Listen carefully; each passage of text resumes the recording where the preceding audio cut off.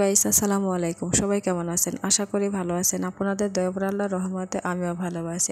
আজকে পবিত্র জুম্মার দিন ছোটোখাটো একটি ঈদের দিন।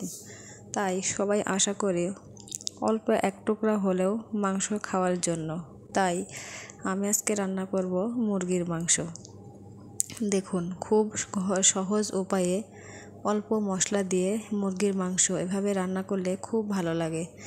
পেঁয়াজ মরিচ হালকা বাদামি কালার করে ভেজে নিয়েছিলাম। এর মধ্যে দিয়ে দিলাম 2টা কালো এলাচ, 4টা সাদা এলাচ, কয়েক টুকরা দারচালা, 4 থেকে 5টি লবঙ্গ। এবার দিয়ে দিচ্ছি পরিমাণ মতো আদা রসুন বাটা এবং জিরা বাটা।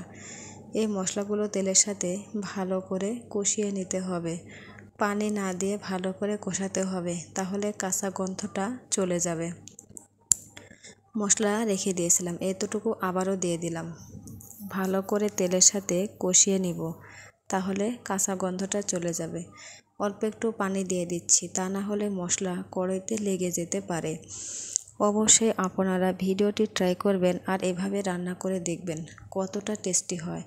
মশলা কষানো হয়ে গেলে এবারে দিয়ে দিচ্ছি লবণ, হলুদের গুঁড়া, মরিচের গুঁড়া। এগুলো দিয়ে আবারও কষিয়ে নিতে হবে।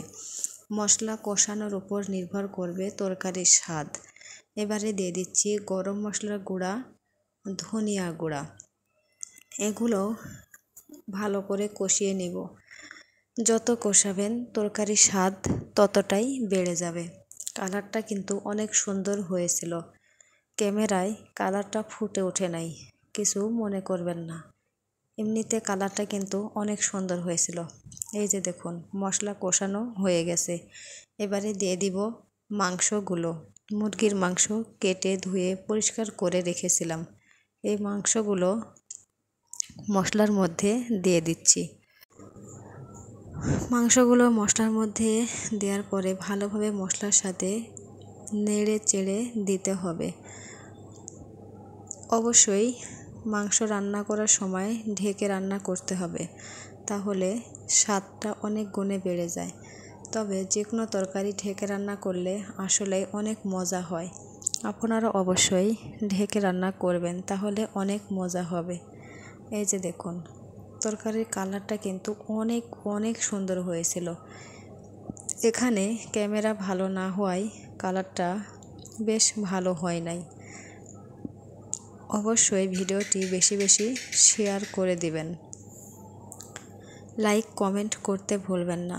যারা এখনও আমার চ্যানেলটি সাবস্ক্রাইব করেন নাই, তারা অবশ্যই সাবস্ক্রাইব করে দিবেন।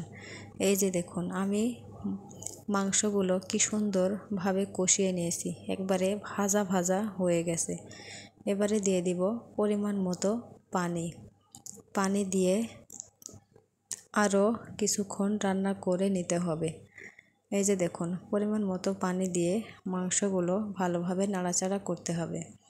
বলক আসা পর্যন্ত অপেক্ষা করছিলাম, বলক চলে এসেছে। বলক আসারও 3 থেকে 4 মিনিট পরে ভাজা জিরার গুঁড়া দিয়ে দিলাম।